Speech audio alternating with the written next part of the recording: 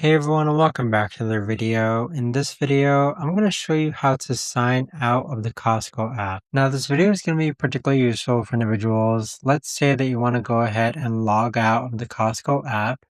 How do you actually go ahead about doing so? Now this video is going to be short, sweet, and simple guys. There's not going to be a lot of steps involved.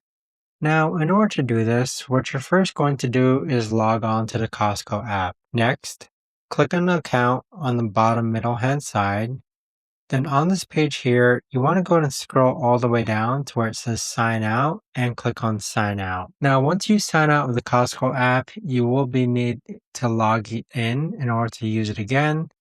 But that right there, guys, is the best and easiest way that I know of to actually go ahead and log out of the Costco app. If you guys know of a better or easier way to actually do this, let me know in the comments down below. I would love to know. Thanks so much for watching everyone, and I'll see you guys all in the next video.